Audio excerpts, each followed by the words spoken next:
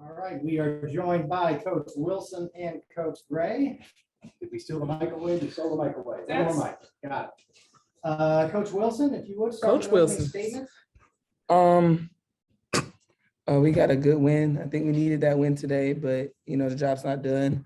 They're gonna come out with a lot more fire Sunday, and we got to do the same. I think I'm proud of our showing.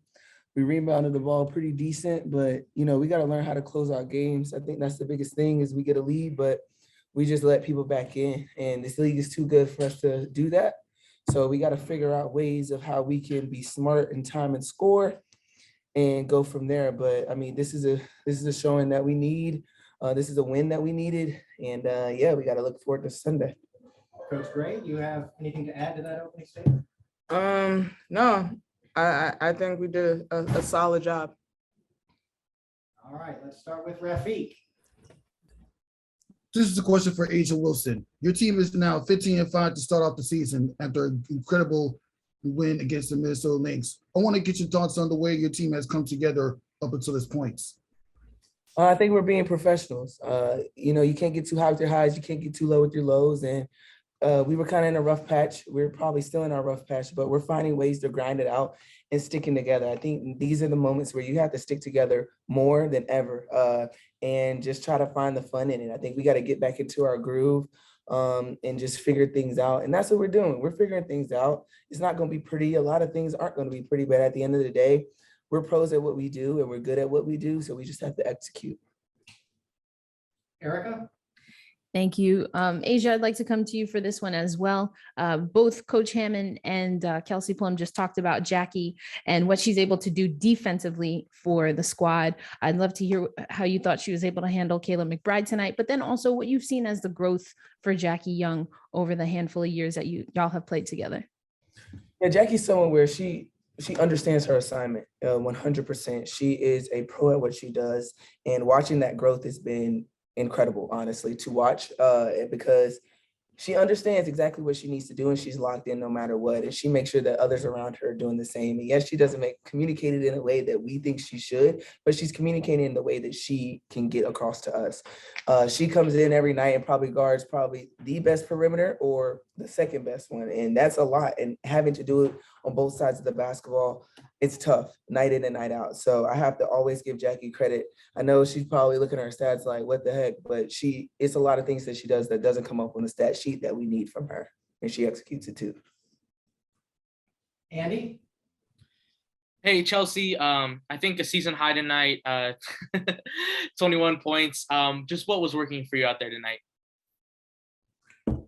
Just being aggressive, getting to my spots. Their pick and roll coverage, they were changing some things up, and we were just engaged at the point of attack offensively. We were getting in the lane, sharing the basketball. I think in the first quarter, midway through the second, we were popping the ball a little too much. And you always want that way rather than the other side of the coin. I think after the last game, Becky and Asia both mentioned being disappointed with your guys' late game execution. Tonight, you guys let Minnesota get close, but then executed very well down the stretch. What do you think of those last 5-ish minutes in the fourth quarter? I think they were decent. We can be better. I crowded Jackie one possession that led to a turnover. There was those moments where we got good shots on goal. Like, I think sometimes if you say late game, you want to be able to get the best shot possible. And some of those we did get, we executed, and we just missed them, a couple of them. But defensively, like, we got to be engaged on point all the time. And I think we did an okay job. We can improve in that area on both sides. You guys ran that little kind of inverted pick and roll where Asia was the ball handler near the end. Is that something you guys want to keep running? She the point, I'm the center. I'm just running. I just call it, you know what I'm saying? I'm point guard 2.0. Oh my God. All right. Thank you, y'all. Rachel? Hi, everybody. This is really, I guess, for both of you. Both of you have had an opportunity, Asia probably a little bit longer, to play with Kelsey Plum for a few years. I'm just curious how you've seen her evolution and primarily kind of the freeness. I know that's not a word. How free she's playing and how much fun she seems to be playing on the court. How has that transition been? Yeah, when it comes to Kelsey, I think, and she said it in an interview before, I think she's understanding that she doesn't have to prove shit to anyone. I think that's the biggest thing. And once she got past that, I think that's when the floodgates opened for her and was just like, you know what? I don't have to prove it. I can be who I am in the system and in the offense that we have.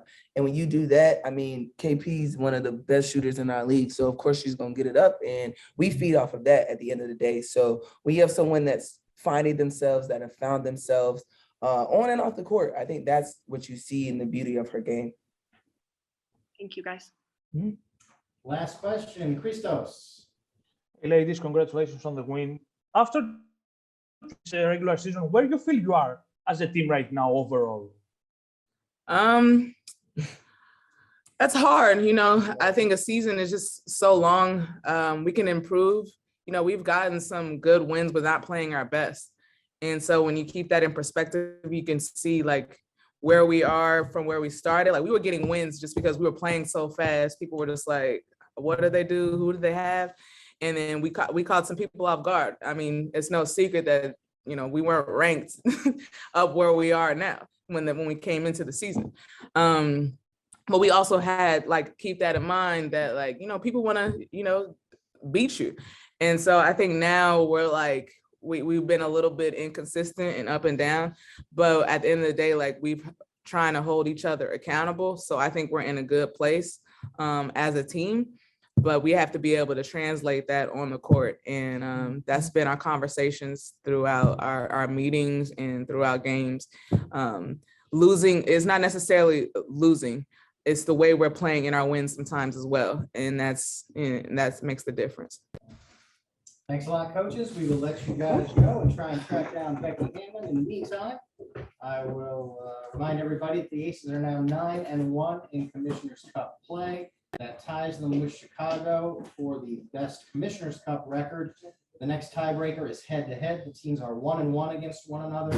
The third tiebreaker is overall record by July 7th. So we still have some games to play before that tiebreaker is settled. If the teams are tied after that, it is scoring differential in cup games, which the Aces own. So if they finish with the same record as Chicago, the Aces would host the July 26th Commissioner's Cup game. Let me run out into the hallway and see if I can find the real head coach, Becky Hammond.